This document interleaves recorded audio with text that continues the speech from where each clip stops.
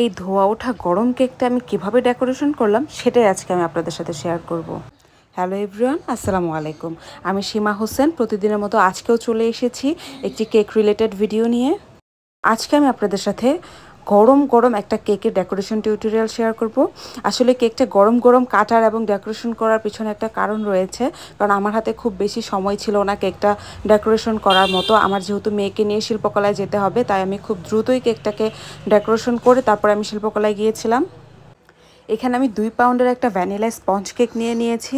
আর আপনারা ভিডিওতে দেখেই বুঝতে পারছেন যে কেকটা থেকে কি পরিমাণ ধোঁয়া উঠতেছে।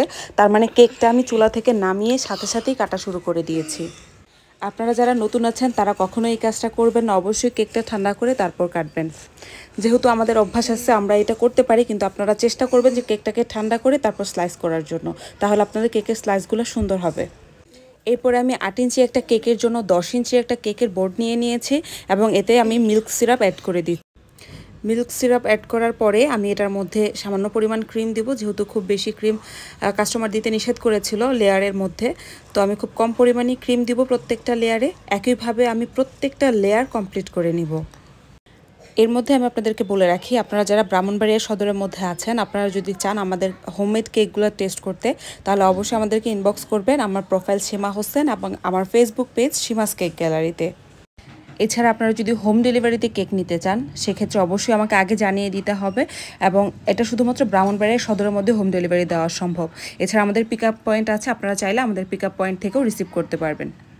কথা বলতে বলতে আমার কেকের প্রত্যেকটা লেয়ারে ক্রিম দেওয়া শেষ। এবার আমি এটাকে ক্রাম কোটিং করে নর্মাল ফ্রিজে রেখে দিব। যদিও আমি নর্মাল ফ্রিজে রাখার জন্য খুব বেশি সময় পাইনি, এটাকে আমি 5 মিনিটের জন্য নর্মাল ফ্রিজে রেখেছি এবং একটা পাইপিং ব্যাগের সাহায্যে আমি এখানে ক্রিমটা দিয়ে নিচ্ছি। যেহেতু কেকটাকে আমি নর্মাল ফ্রিজে খুব বেশি সময় ধরে সেট করতে পারিনি, তাই আমি পাইপিং ব্যাগ দিয়েই আমি ক্রিমটা দিয়েছি, যাতে করে আমার ফিনিশিংটা সুন্দর আসে এবং কোনো ক্রামস যাতে উপরে উঠে না আসে। এবার আমি প্যালেট নাইফের সাহায্যে যতটুকু সম্ভব ততটুকু আমি এটাকে একটা ফিনিশিং দিয়ে নিব। এরপরে আমি একটা ভালো স্ক্র্যাপারের সাহায্যে কেকের মধ্যে একটা ফিনিশিং দেওয়া ট্রাই করব। আপনাদেরকে বলে রাখি, আমার এই ভিডিওটা যদি আপনাদের ভালো লেগে থাকে তাহলে অবশ্যই আপনারা লাইক করবেন, কমেন্টস করবেন এবং যদি পারেন আপনাদের প্রোফাইলে একটা শেয়ার দিয়ে রাখবেন। আপনাদের একটা শেয়ারই আমাকে এগিয়ে যেতে অনেক সাহায্য করবে।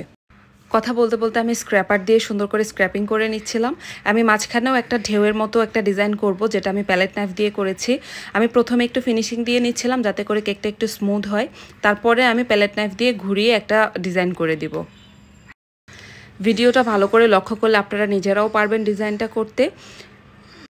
এবারে আমি একটি নজেলের সাহায্যে চারপাশে একটা ডিজাইন করে দিব। এই কেকটা আমি কিছুদিন আগেও করেছিলাম। আমি ভেবেছিলাম যে এটার ভিডিওটা হয়তো শেয়ার করব না, কারণ যেহেতু এই ভিডিওটা অলরেডি আমার পেজে শেয়ার করা আছে, তাই আমি শেয়ার করতে চাচ্ছিলাম না, কিন্তু তারপরও আমি করে ফেলেছি ভিডিওটা, তাই ভাবলাম যে আপনাদের সাথে আমি শেয়ার করি। আমার ওই কেকের ছবিটা দেখে ভাইয়া আমার কাছে এই কেকটা অর্ডার করেছিল। আমার কাছে মনে হয়েছে যে ওই কেকটার চাইতে এই কেকটাই মনে হয় বেশি সুন্দর হয়েছে। আপনারা সবাই কমেন্টস করে জানাবেন যে আসলেই কেকটা কেমন হয়েছে দেখতে। এবারে আমি ছোট সাইজের একটা স্টার নোজেলের সাহায্যে কেকের চারপাশে ছোট ছোট কিছু ফুল করে দিব এবং এটার মধ্যে কিছু নন এডিবল যে লিফগুলো আছে, যেটা আমরা নন এডিবল ফ্লাওয়ারের সাথে পাই, সেই লিফগুলো আমি এখানে অ্যাড করে দিব। কারণ আমার যেই ছবি থেকে তারা আমাকে পিকচারটা সেন্ড করেছিল, মানে যেই ছবিটার রেফারেন্স দিয়েছিল, সেখানেও ঠিক এভাবেই নন এডিবল যে লিফগুলো আছে সেগুলো ছিল।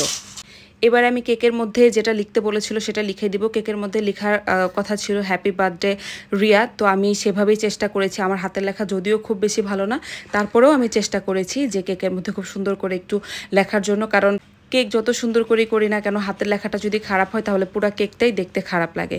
আমি যথেষ্ট চেষ্টা করেছি, জানি না কতটুকু সুন্দর হয়েছে, তবে যার জন্য কেকটা ছিল সেই ভাইয়া খুবই পছন্দ করেছে। এরপরে আমি কিছু গোল্ডেন সুগার বল দিয়ে দিব কেকের মাঝখানে। আমার রেফারেন্স পিকচারেও এরকম গোল্ডেন সুগার বল দেওয়া ছিল, তো আমি চেষ্টা করেছি সর্বোচ্চটা দিয়ে কেকটা করার জন্য। যদিও আমি কম সময়ের মধ্যে করেছি কেকটা, তারপর আমি সর্বোচ্চটা দিয়ে করার চেষ্টা করেছি। এবারে আমি আমার কোম্পানির লোগোটা লাগিয়ে দিচ্ছি। কেমন হয়ে